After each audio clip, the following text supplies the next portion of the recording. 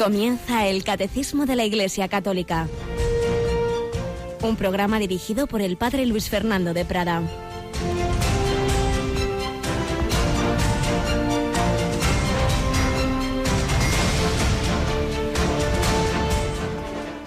Alabados sean Jesús, María y José. Muy buenos días, muy querida familia de Radio María. Bienvenidos a esta nueva edición, en esta nueva semana, dado que, como sabéis, este programa del Catecismo lo hacemos martes, miércoles y jueves de cada semana, mientras que a esta misma hora, lunes y viernes, tenemos a nuestro querido obispo de San Sebastián, don José Ignacio Munilla, en Sexto Continente. Pero aquí vamos al primer continente, al continente de la doctrina de la Iglesia, sintetizada en ese gran legado que nos dejó San Juan Pablo II a la Iglesia con el Catecismo, ese Catecismo donde tenemos la Escritura, la tradición, el magisterio, los santos padres, la experiencia de santos de todos los tiempos, realmente una auténtica joya, fruto del trabajo de muchos años, para que nos sirva también en este tercer milenio a seguir caminando bajo la luz de la fe, bajo esa semillita que el Señor sembró y que va creciendo.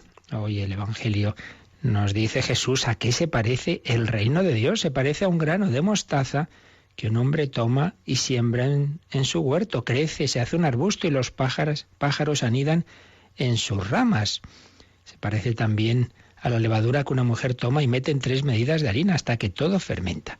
Algo muy pequeñito y que luego va creciendo de una manera impresionante. Así ha sido ese reino de Dios, ese grano de trigo que es el propio Jesús, que cayó en tierra por su muerte, pero resucitó y da un fruto abundantísimo.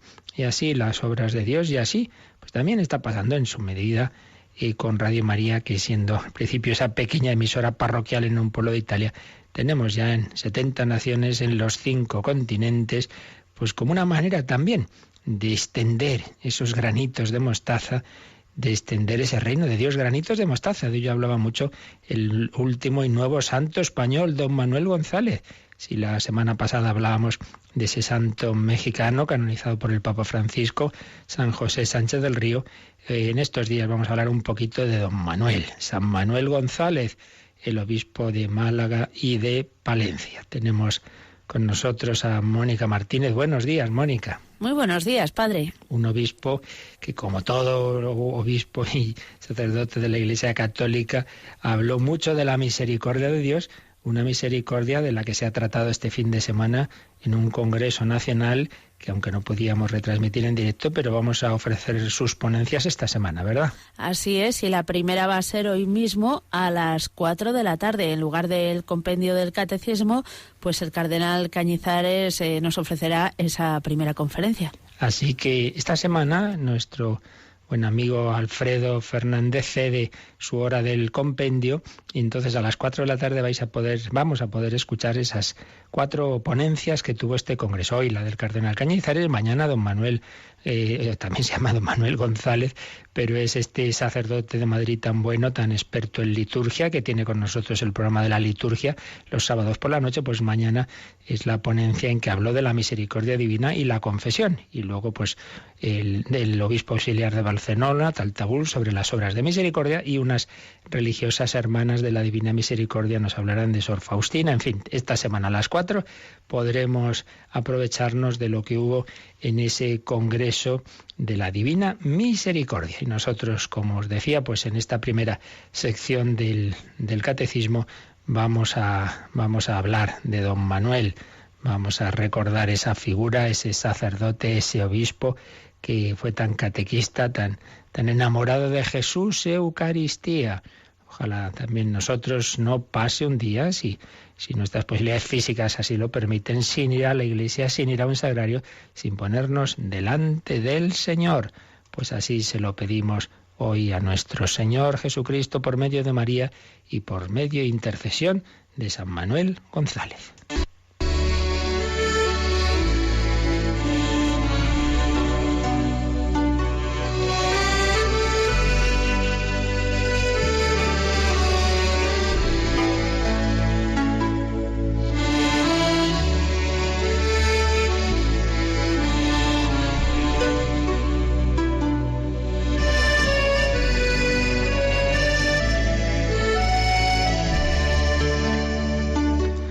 Pues sí, hablamos de San Manuel González.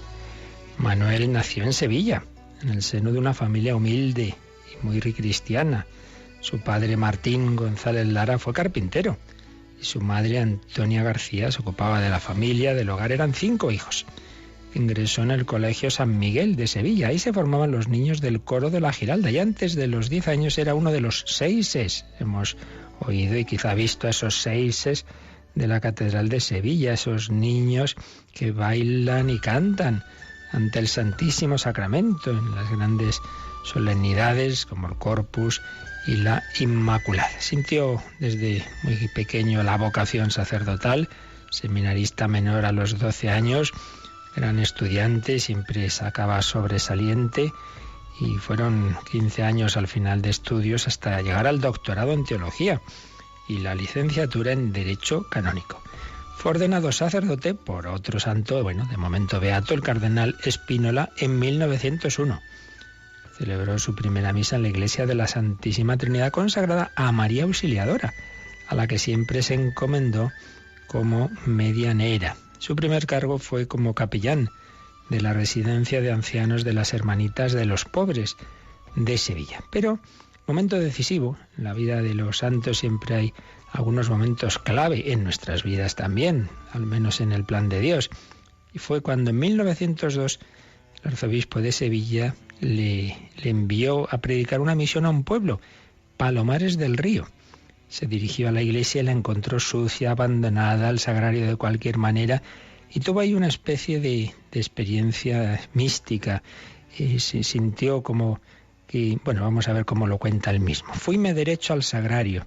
Ahí mi fe veía a un Jesús tan callado, tan paciente, que me miraba, que me decía mucho y me pedía más. Una mirada en la que se reflejaba todo lo triste del Evangelio, lo triste de no tener posada, lo triste de la traición, de la negación, del abandono de todos. Don Manuel pensó en la cantidad de sagrarios abandonados que habría en el mundo y ese momento, esa gracia transformó su vida. Jesús está en todos los sagrarios del mundo y en muchos de ellos está abandonado, incluso así, maltratado, sí, como en ese pesebre, pero sin el cariño de María y de José, de cualquier manera. Qué verdad es. Y qué triste, el Hijo de Dios se ha quedado con nosotros y se repite lo que dice el prólogo de San Juan: vino a los suyos y los suyos no le recibieron. Y desde entonces don Manuel va a tener esa clave de espiritualidad eucarística que para nada le va a sacar del mundo, lo que algunos dicen, espiritualismo, no, porque precisamente Jesús y Eucaristía nos lleva a los demás, nos lleva a los pobres, como iremos viendo más adelante. En marzo de 1902 fue nombrado párroco de San Pedro de Huelva. En esta ciudad es conocido como el arcipreste de Huelva, y ahí fundó las escuelas del Sagrado Corazón de Jesús, lo que decíamos antes.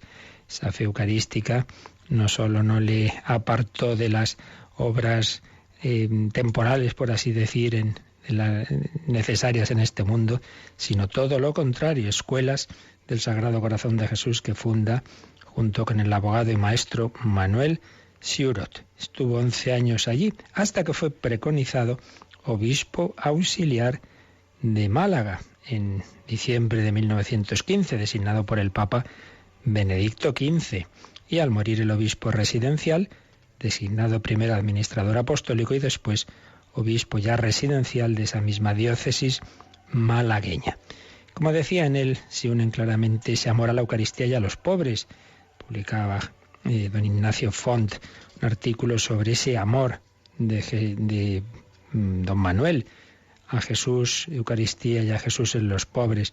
Recordaba que fue un gran enamorado de Dios, de Cristo en el sagrario, y de ahí sacó la energía que luego derrocharía en favor de los más pobres, especialmente de los niños. Enamorado de la Eucaristía, fundador de la Unión Eucarística Reparadora, de las Misioneras Eucarísticas de Nazaret, un gran catequista, escritor, heraldo y misionero de la Eucaristía, apóstol de los sagrarios abandonados, hombre de Dios, hombre de fe pujante, que amaba a todos, que se entregaba a todos.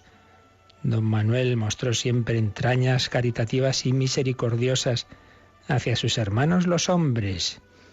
Y en una ocasión ordenó en Madrid a 14 sacerdotes en 1935 y les decía: tratádmelo bien, una expresión que ya venía de San Juan de Ávila. Tratad bien a ese Jesús, el que vais a consagrar. Había conocido a San José María Escrivá, que recogió esa expresión en su famoso libro Camino. Tuvieron amistad, habían encontrado en 1933 en Madrid. Tratádmelo bien.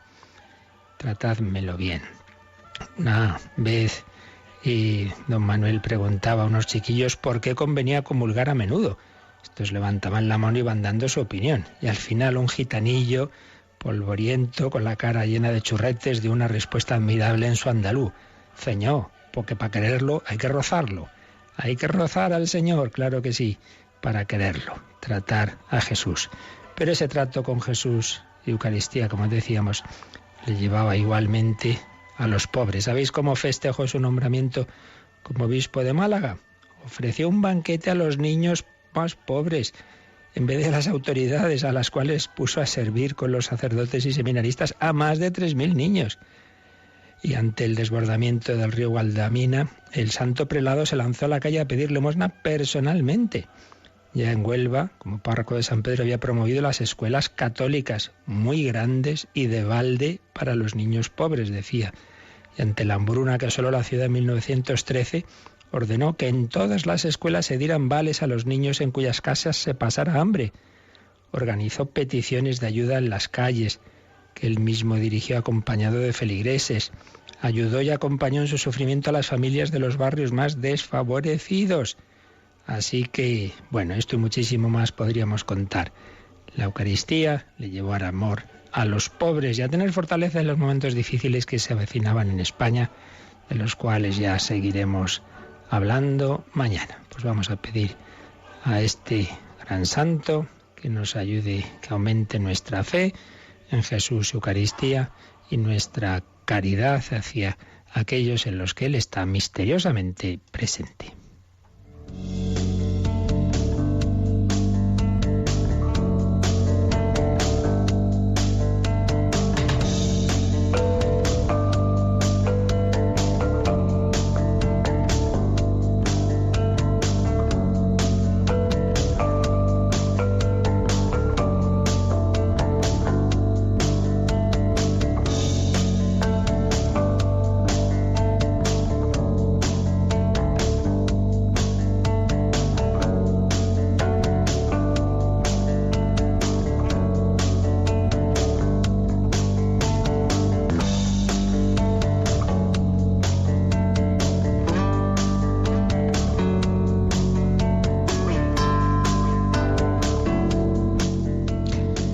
Bueno, pues vamos adelante conociendo a este Jesús al que todos los santos han amado con pasión y especialmente agradeciendo ese gran regalo de haberse quedado con nosotros en la Eucaristía. Recordamos que estamos en este apartado Jesús e Israel, que va preparando el terreno a lo que se nos explicará sobre la pasión, muerte y resurrección del Señor.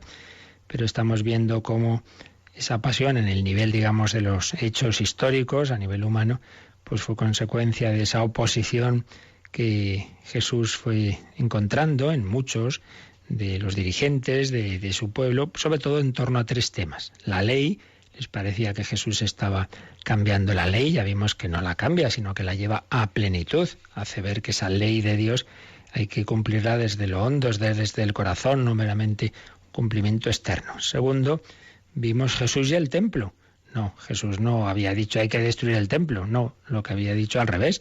Hay que tener reverencia porque es la casa de Dios, es la casa de mi Padre, no hagáis de ella un mercado. Buscaba esa reverencia hacia el templo, pero también llevaba al cumplimiento el templo porque hacía ver que el verdadero templo era Él. Destruid este templo y en 3 días lo reedificaré, porque en esa su humanidad está Dios presente corporalmente.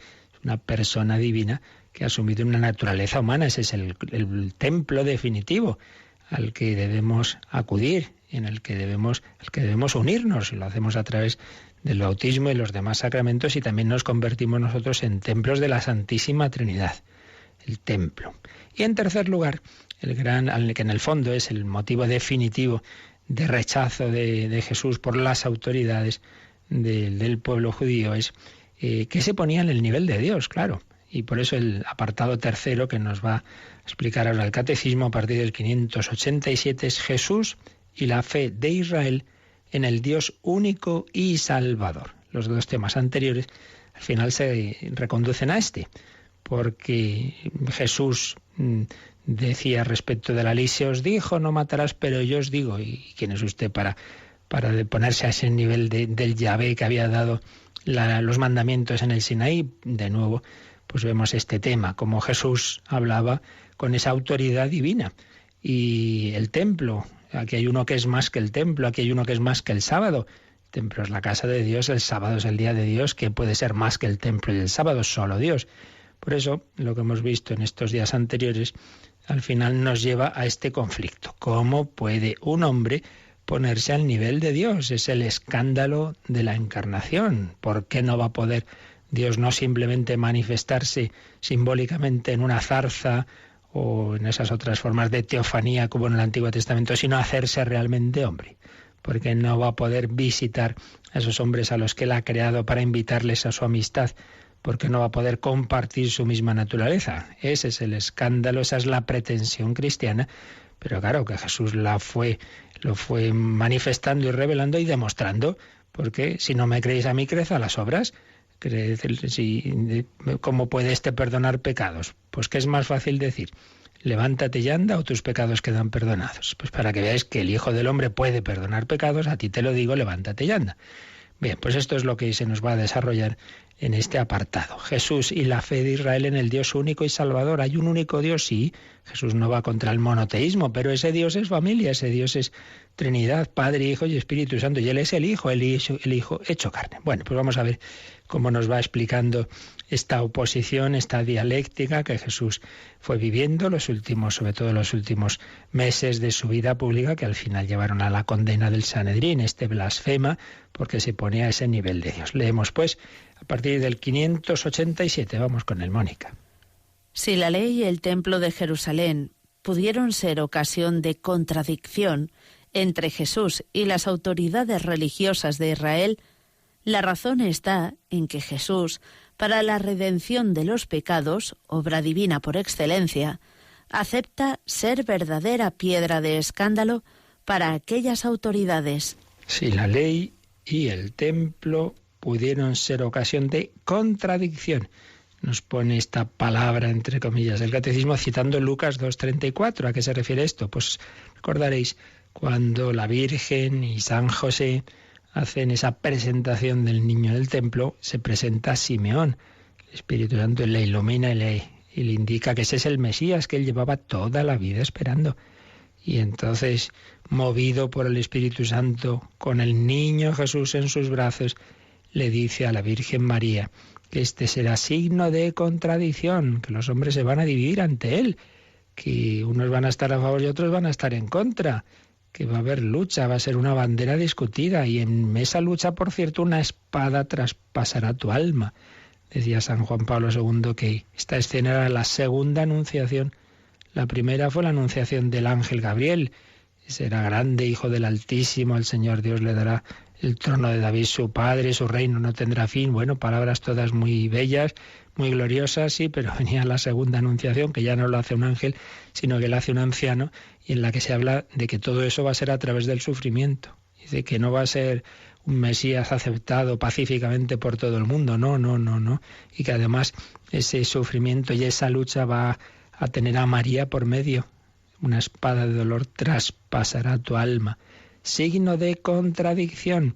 Y lo fue al hablar de la ley, bueno, pues como lo es la Iglesia, cada vez que recuerda la ley de Dios se organiza, ya no se puede decir el sexto mandamiento sin que pase de todo, no se puede recordar el quinto mandamiento aplicado a temas como el aborto y la eutanasia sin que a uno le acusen de todo, pues sí, siempre igual, signo de contradicción. Así le pasó a Jesús y también con el templo. Ya decimos, él no estaba en absoluto contra el templo, al revés, quería que se tratara bien, pero hacía ver que el templo realmente era él. Si la ley y el templo pudieron ser ocasión de contradicción entre Jesús y las autoridades religiosas de Israel, la razón de fondo está en que, claro, Jesús venía a redimirnos de nuestros pecados, obra divina por excelencia. Y para ello Jesús acepta ese camino de no callarse, ese camino de decir la verdad, aunque con ello pues iba a suscitar escándalo. Por supuesto, en otros iba a ser aceptado y amado. Ya lo hemos recordado muchas veces en todo este apartado, que hay que tener cuidado de no caer en eso que lamentablemente se ha caído en la historia con frecuencia, de hacer una culpabilidad general del pueblo judío. Pues para empezar, Jesús y la Virgen y los apóstoles son judíos. O sea que no es eso, pero es verdad que muchos de los principales, de las autoridades, pues le rechazaron y el Señor pues no se callaba. Y entonces vienen aquí unas citas que hacen alusión a esto que dice de aceptó ser piedra de escándalo. Nos viene Lucas 20, del 17 al 18, vamos a coger desde el 16. Jesús ha contado esa parábola de los viñadores homicidas. Un señor que encomienda a unos viñadores cuidar de su viña y entonces envía criados a recoger los frutos y no solo no les dan los frutos, sino que los maltratan, incluso matan a alguno. Y entonces ya el Señor, después de enviar a varios de estos, al final dice, bueno, voy a enviar a mi hijo lo tratarán bien. Al revés, lo matan. Bueno, es una parábola clarísima donde se ve cómo Dios había ido enviando profetas, son esos primeros enviados, a su pueblo, y a muchos los habían tratado mal. Y al final envía a su hijo, ahí se ve también la diferencia.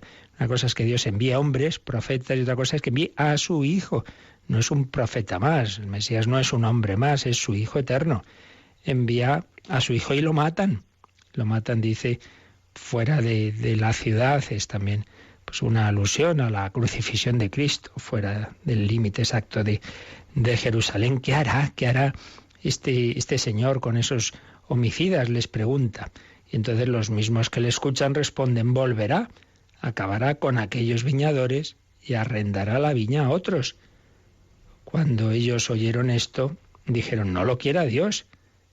Pero él, fijando en ellos los ojos, les dijo, ¿qué significa pues aquello que está escrito? La piedra que desecharon los constructores se ha convertido en piedra angular. Todo el que caiga sobre esa piedra se estrellará y aquel sobre quien ella caiga quedará aplastado. Estaba anunciado. La piedra que desecharon los arquitectos se ha convertido en piedra angular y esa piedra, para el que no la acepte, para el que no quiera edificar su vida sobre ella, va a ser al revés, va a ser ocasión de ruina. Les está diciendo que el no aceptarle, que no aceptar a Jesús, pues va a ser una ocasión de ruina para ellos, porque hay que edificar nuestra vida sobre esa piedra angular. Bien, así empieza este apartado, simplemente con ese recuerdo de que Jesús es piedra de escándalo, y como el Señor lo había dicho ahí, estaba citando el Salmo 118. La piedra que desecharon los arquitectos es ahora la piedra angular, es el Señor quien lo ha hecho, ha sido un milagro patente. Pero esto está mucho más desarrollado ya en el siguiente número, el número 588. Vamos a por él.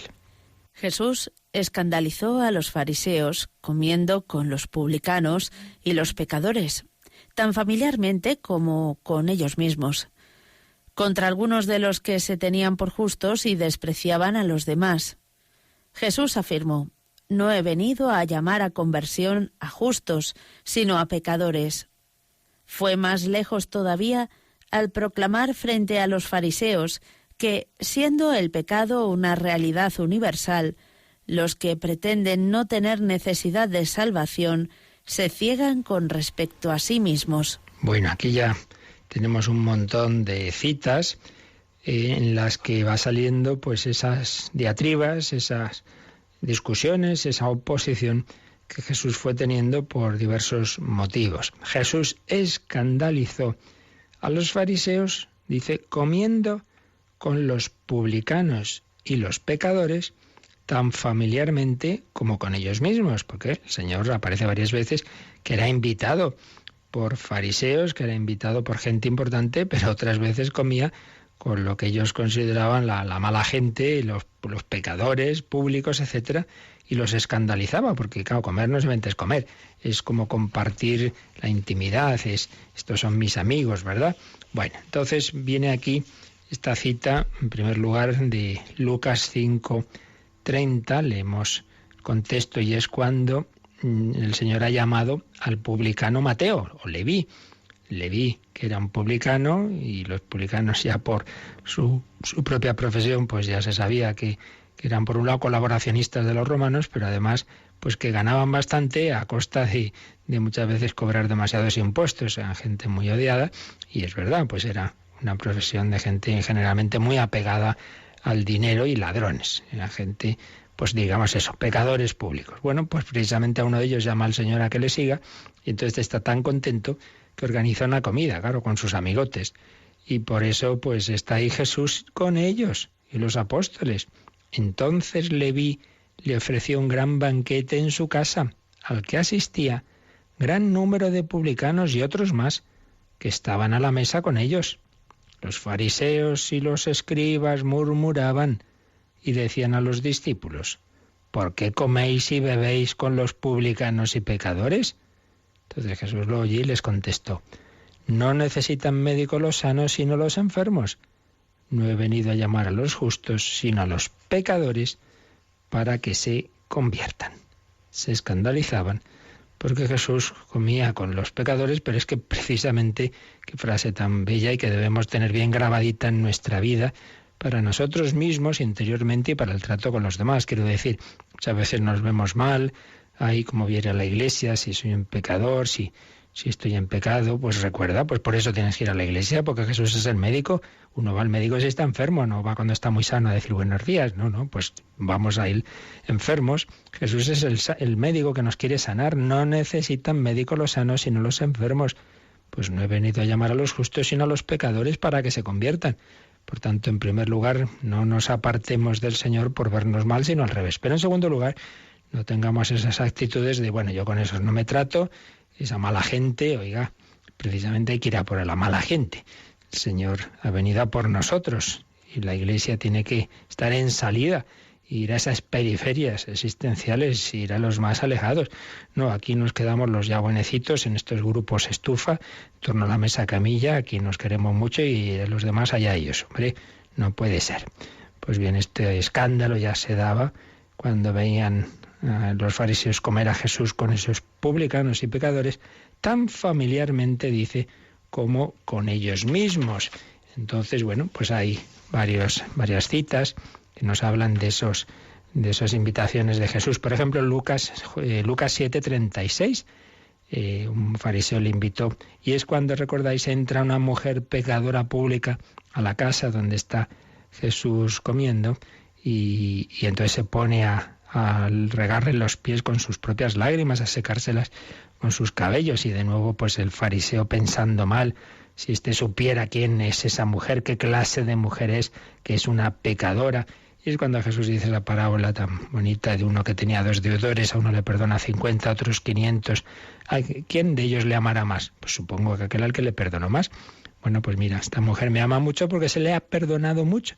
Se ve que esa mujer había antes quizá oído una predicación de Jesús, había tocado su corazón, se había arrepentido de su vida de pecado y se sentía tan contenta, llena del amor de Dios, que quería manifestarle a Jesús su agradecimiento, su amor. Y entonces, aunque todo el mundo piense mal de ella, se mete allí en la casa y se pone a hacer ese gesto de amor al Señor. Entonces Jesús le dice: fíjate, esta conmigo tiene este agradecimiento, este cariño, y tú en cambio ni me has dado agua para los pies, ni me has dado el beso al recibirme. Tú has sido un antipático porque te crees que no me debes nada. Y en cambio esta mujer tiene esa conciencia de deberme el perdón de los pecados. Al que mucho se le perdona, mucho ama. Tú, como te crees que no te he perdonado nada, no me amas. Entonces, pues el que al final queda mal es ese fariseo, que no ha sido amable, acogedor con Jesús. En cambio, esa mujer que ha entrado ahí en esa casa, que no es la suya, arrostrando las críticas y que la pusieran verde todos. Sin embargo, esa mujer pues queda alabada por Jesús. Tu fe te ha salvado, mujer. Oposiciones, diatribas frecuentes de Jesús con los fariseos. También se cita en Lucas 11:37, o Lucas 14:1. Son simplemente algunos momentos en que alguien invita a Jesús a comer. Por ejemplo, Lucas 14:1, un sábado entró a comer en casa de uno de los jefes de los fariseos y estos lo estaban acechando. Y había un hidrópico delante de él. Bueno, iba a casas de todos. Jesús va por todos.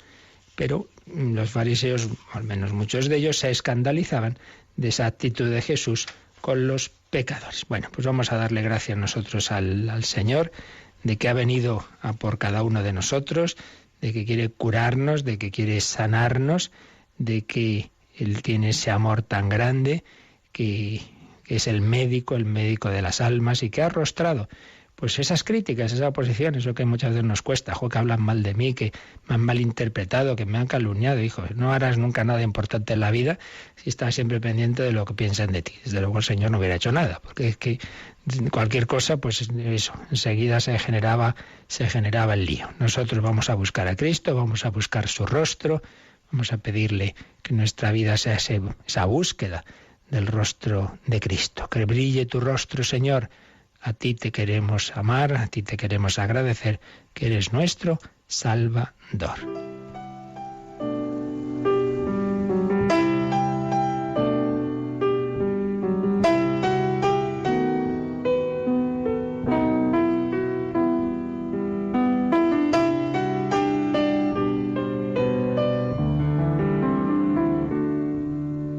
Sobre esta noche oscura, sobre esta soledad, en estas ruinas en las que estoy ahora, alumbra tu rostro, Señor. Restaura mi amor primero, restaura mi libertad, restaura la paz que percibo ahora. Muestra tu rostro, Señor. Que brille tu rostro, Señor. Que brille tu rostro, Señor. Se restaurará mi vida, se restaurará mi amor. Que brille tu rostro, Señor. Que brille tu rostro, Señor. Se restaurará mi amor. Vuelve a darme tu vida e invocaré tu nombre. No me alejaré ya nunca más de ti. Muéstrame tu rostro, Señor. Más que este amanecer, más que lo que brilla afuera, más que aquello que me deslumbra ahora, que brille tu rostro, Señor. Que brille tu rostro, Señor. Que brille tu rostro, Señor. Se restaurará mi vida, se restaurará mi amor. Que brille tu rostro, Señor. Que brille tu rostro, Señor. Se restaurará mi vida, se restaurará mi vida, se restaurará mi amor.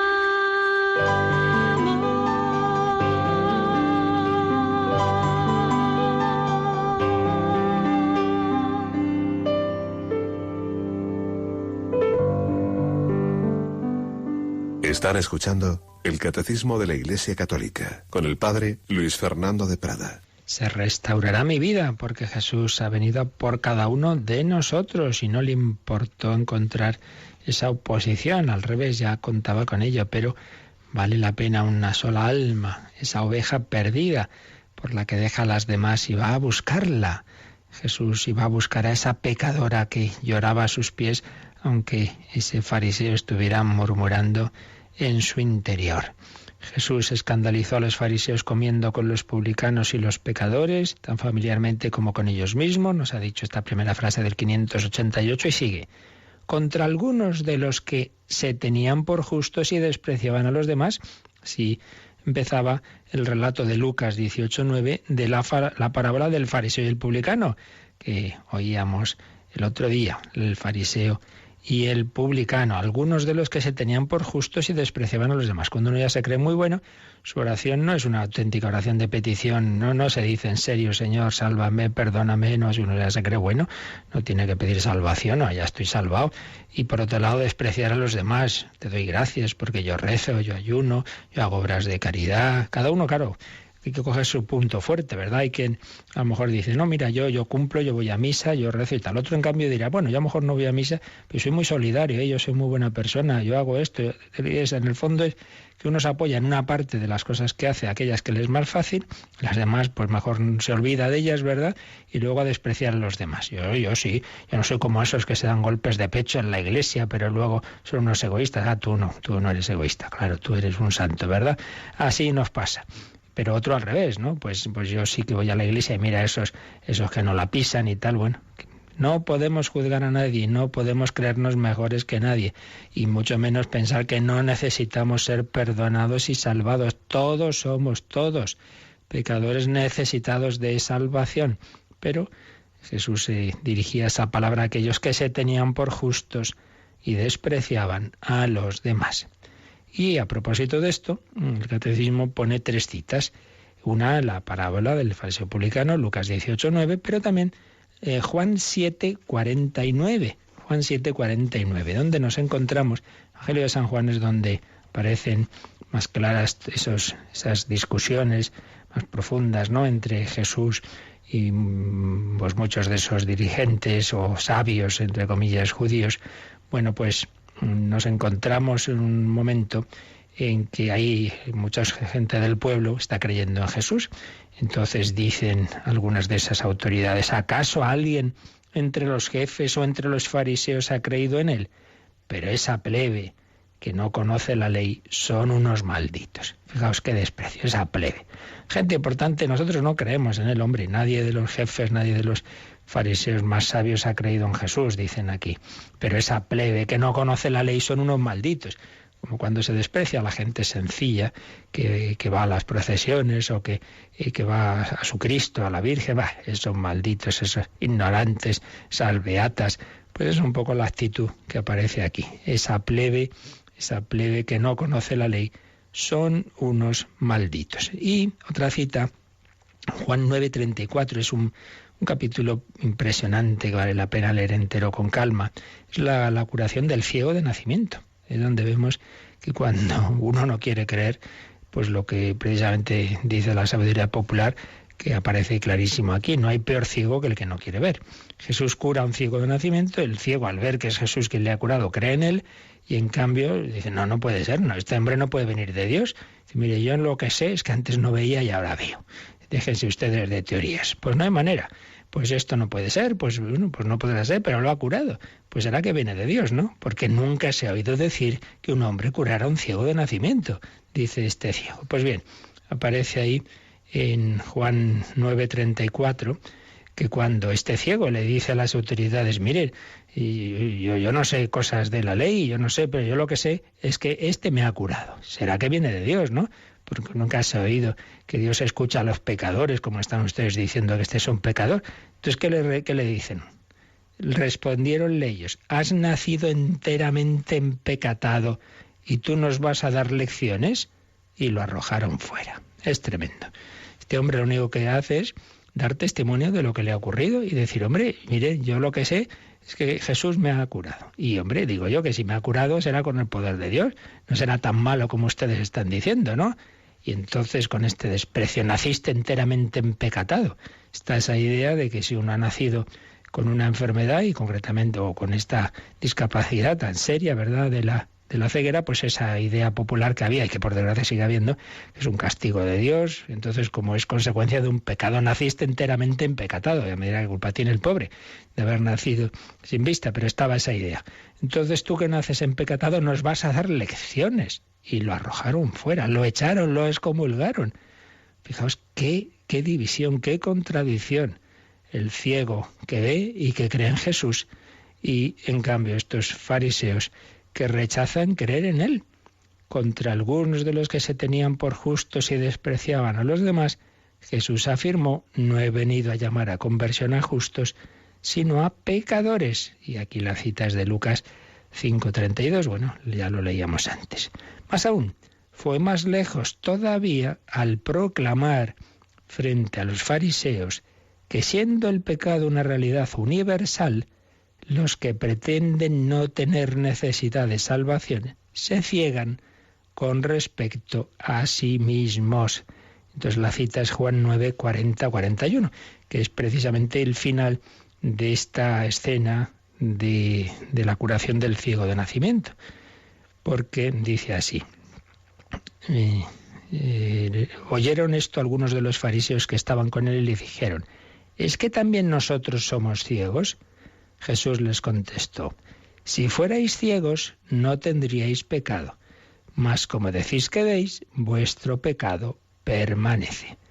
El ciego es curado y ve, pero estos que veían físicamente, sin embargo, son ciegos espiritualmente, porque se creen que ya se lo saben todo, se niegan a aceptar lo que ha ocurrido y a sacar la consecuencia lógica. Si Jesús ha hecho ese milagro, pues entonces es que viene de Dios. Entonces tendríamos que renunciar a nuestros prejuicios. Pues no quieren. Decís que veis, y por eso vuestro pecado permanece. El que se cree bueno, el que se cree que no necesita de Cristo, pues es el que está, digamos, cegándose respecto a sí mismo y no encuentra la verdad. No hay peor ciego que el que no quiere ver. Fue más lejos todavía al proclamar frente a los fariseos que, siendo el pecado una realidad universal. Y ahí viene otra cita. ¿Cuál vendrá para decir que todos somos pecadores? Pues acordaos esa otra escena del capítulo anterior. Si el ciego de nacimiento está en Juan 9, en Juan 8 está la adúltera. Es a la que sorprende en el flagrante adulterio, la llevan ante Jesús y la quieren apedrear. Y le preguntan qué hay que hacer. La ley de Moisés dice apedrear a las adúlteras. ¿Y tú qué dices? Y es cuando dice Jesús la famosa frase: el que esté sin pecado, que tire la primera piedra. Por eso el Catecismo cita aquí esa frase para recordarnos que el pecado es una realidad universal. Por eso, querido oyente, tú y tú, el que está a tu lado, y tu marido y tu mujer y tus hijos y yo y mis compañeros sacerdotes, todos somos pecadores y todos tenemos una tendencia al pecado. Ay, ¿por qué esta persona me habrá hecho eso? Porque es pecador, sabe, como usted. Y porque todos tendemos al egoísmo, a la soberbia, a la ira, a la lujuria, todos. Cada uno tendremos luego nuestros puntos más débiles, pero todos, y por eso todos somos unos enfermos que todos necesitamos del médico, todos, todo el mundo. Y el peligro es ese, que uno se aferra a cosas que dice: no, yo esto lo controlo, yo esto lo hago bien, y por ese aspecto que ya hace bien, ya se cree bueno y que no necesita del médico. Pues no, señor. Y el que más presume, pues el que normalmente peor, ¿verdad? O no, si yo soy todo el mundo muy bueno, pregúntale a tu mujer, a ver en su casa si es tan bueno. Y cada uno con esos aspectos en que se ve la verdad. Todos somos pecadores. Pero ¿qué es esto del pecado? Todos somos pecadores, esa realidad a la que Jesús nos invita a salir de ella y a alegrar el corazón de Dios. Mónica viene aquí al margen, número 545, a propósito de esa llamada a la conversión de Jesús a los pecadores, que bueno, viene a decir más o menos lo que aquí estamos viendo, pero vamos a repasar, dado que lo cita el Catecismo, que habíamos visto en ese número 545. Jesús invita a los pecadores al banquete del reino. No he venido a llamar a justos, sino a pecadores. Les invita a la conversión, sin la cual no se puede entrar en el reino, pero les muestra de palabra y con hechos la misericordia sin límites de su Padre hacia ellos, y la inmensa alegría en el cielo por un solo pecador que se convierta. La prueba suprema de este amor será el sacrificio de su propia vida para remisión de los pecados.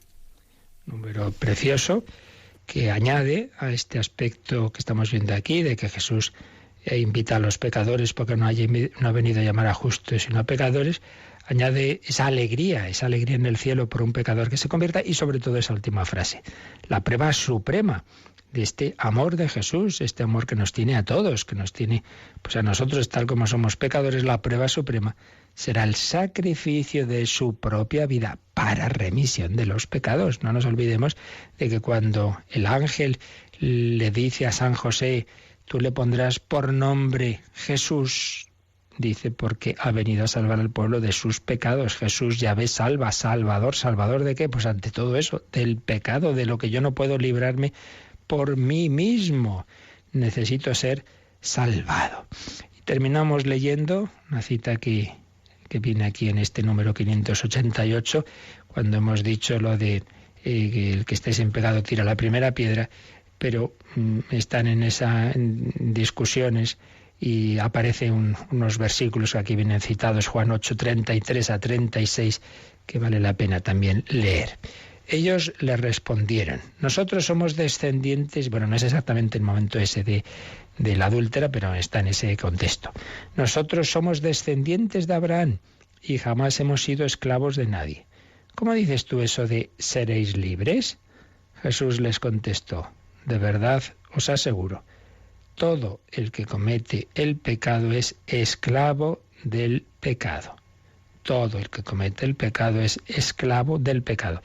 Aunque hay quien traduce sin más, es esclavo. Y quien dice que está implícito es esclavo de Satanás. Pero bueno, lo esencial es que Jesús está diciendo, cuando dicen que ¿cómo dices que no somos libres? Pues no sois libres porque todo el que comete pecado es esclavo. Y todos cometéis pecado. Solo él es inocente. Pero el esclavo no se queda en la casa para siempre, mientras que el Hijo sí se queda para siempre.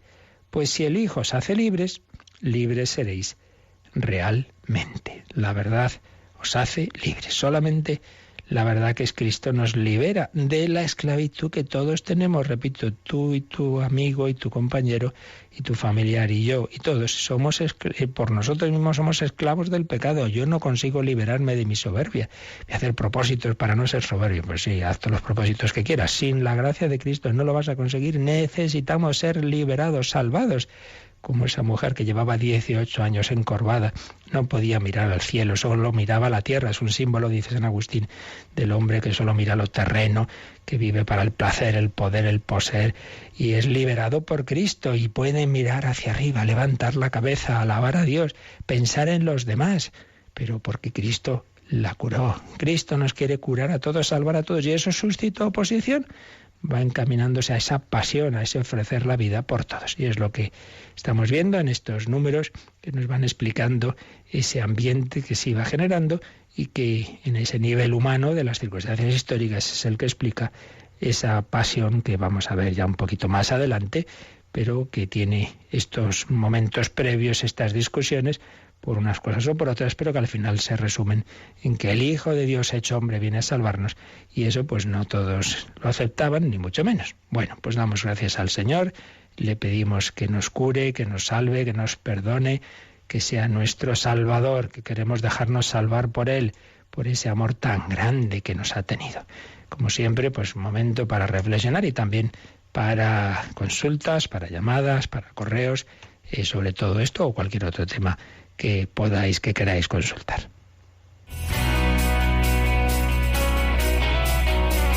Participa en el programa con tus preguntas y dudas. Llama al 91 153 8550. También puedes hacerlo escribiendo al mail catecismo@radiomaria.es. catecismo@radiomaria.es.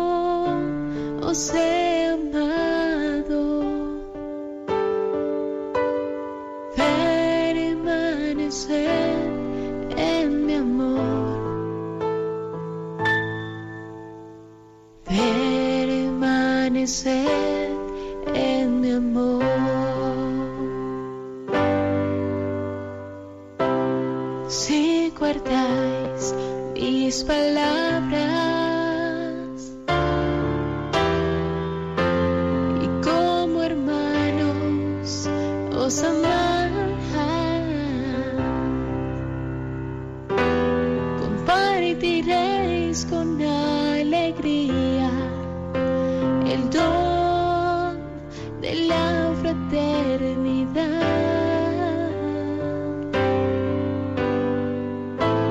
Si os ponéis en camino, sirviendo siempre a la verdad, frutos daréis en abundancia, mi amor se manifestará. Como el Padre me amó, yo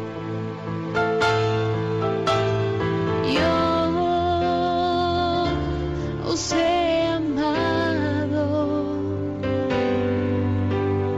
Permanecer en mi amor.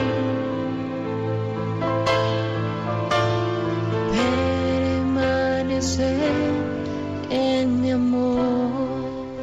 Como el Padre me amó, yo os he amado y he venido a salvaros. Nos escribe Miguel y dice, ¿qué le parece la oración de Jesús? Ahora diremos lo que es. Estoy practicándola y me está aportando mucho. La oración de Jesús no es la oración que hacía Jesús, sino que se refiere ya desde los primeros siglos de la Iglesia, a decirle al Señor más o menos con estas palabras u otras semejantes, esa expresión que sale en el Evangelio: Señor Jesús, Hijo de Dios, ten compasión de mí, que soy un pecador. Más o menos, ya digo, con unas palabras otras, Jesús, Señor Jesús, Jesucristo, Hijo de Dios, Hijo de David, ten compasión de mí. La idea es, por un lado, reconocer a Jesús como Señor, como nuestro Salvador, como Dios, pero hombre, tiene ese nombre humano, Jesús, Señor Jesús, Hijo de Dios. Y en segundo lugar, ver mi pobreza, que es lo que estamos viendo hoy precisamente, que soy un pecador. Pero ese pecador acude con confianza, porque Jesús ha venido no por los justos, sino por los pecadores. Por eso, Señor Jesús, Hijo de Dios, ten compasión de mí, que soy un pecador. Pero la clave de esta oración es cada uno coja la fórmula que más le guste y la repita una y otra vez, la vaya interiorizando. Entonces, con la gracia de Dios, esto puede llegar a ser algo casi inconsciente, es decir, que uno está haciendo lo que sea, pero le va saliendo desde lo hondo, ¿no?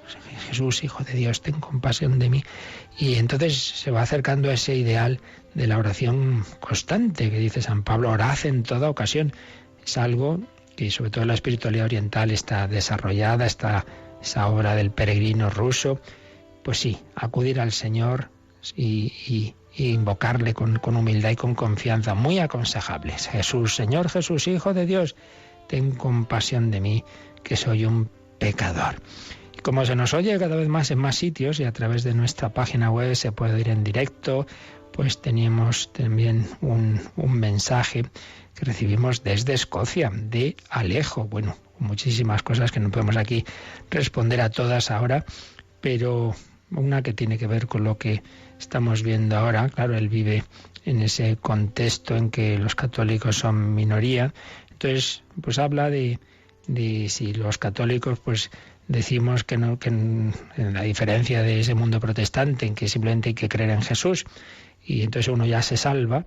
Dice, en cambio a nosotros se nos exige responder con nuestras obras para salvarnos. Entonces, ¿con eso es que estamos haciendo de menos la redención? No, en absoluto. También nosotros decimos, yo no me salvo por mis obras, solo nos salva Cristo. Eso estamos de acuerdo, católicos, protestantes, todo cristiano. El único salvador es Jesucristo. Lo que pasa es que como Jesucristo no nos quita la libertad, pues claro, quiere saber si aceptamos esa salvación.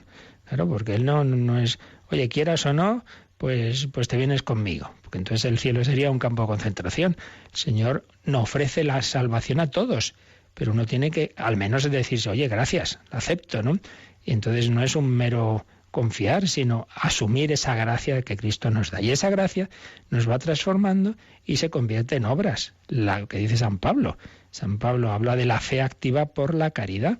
Entonces también nosotros decimos que Cristo es el único Salvador, pero precisamente esa salvación se manifiesta en que va cambiando mi vida. Y ahí es la diferencia entre ese ejemplo que ponía Lutero, ¿no? Hay un montón de estiércol, bueno, pues cae la nieve, lo tapa y entonces todo muy blanquito, pero el estiércol sigue ahí, que sería decir, yo sigo siendo por dentro tan pecador como antes, pero bueno, yo confío en Jesús, en que me salvará. Y nosotros lo que decimos es, yo soy pecador, sí, pero esa salvación de Cristo no solo tapa el estiércol, sino que lo va cambiando, va transformando el corazón. La gracia de Cristo nos va salvando, nos va purificando, para lo cual tengo que decir que sí. Tengo que abrir mi alma, tengo que colaborar. Aquí la esclava del Señor, hágase en mí. Es Dios quien hace, pero yo tengo que decir el sí, hágase. Entonces nosotros también decimos que el único Salvador es Jesucristo, pero lo que decimos es que esa salvación es una salvación mucho más profunda que simplemente decir, bueno, Jesús mira para otro lado, es como el que barre y mete la basura debajo de la alfombra, pero aquí sigue uno corrompido. No, hombre, la salvación de Cristo es mucho más potente, es capaz de sacar hijos de Abraham de las piedras, es capaz de sacar santos, como estamos viendo pues a lo largo de 20 siglos de historia de la Iglesia. Es una salvación que nos transforma, porque siendo Él el único que nos salva, el único que nos cura, el único que nos perdona, pero uno abre la puerta a que esa gracia entre en el alma y nos transforme del todo, nos cure, nos perdone, nos salve. Bueno, alguna cosa más que dice, ya le habrá ocasión de ir respondiendo. Lo dejamos aquí, seguimos mañana pues viendo esta oposición que encuentra Jesús en su labor de salvación. Él nos ama como el Padre me amó, yo os he amado, y nos quiere llevar al cielo, pero quiere empezar el cielo y la tierra transformando nuestra vida. Dejémonos perdonar, curar, dejémonos santificar, como santo del que estamos hablando, San Manuel González, que seguiremos también hablando del mañana. Yo recuerdo lo que decíamos al principio, de que esta semana vamos a emitir en diferido esas ponencias precisamente sobre la Divina Misericordia, ese Dios misericordioso que ha venido a salvarnos, ese congreso que ha habido este fin de semana en Madrid. Vamos a ir emitiendo esas ponencias y empezamos hoy, en los 4 días, desde hoy hasta el viernes a las 4 de la tarde, en lugar del compendio, las ponencias de ese congreso. Hoy la del cardenal Cañizares, a las 4 de la tarde. Pues ese Dios misericordioso nos bendice. La bendición de Dios Todopoderoso, Padre, Hijo y Espíritu Santo, descienda sobre vosotros. Alabado sea Jesucristo.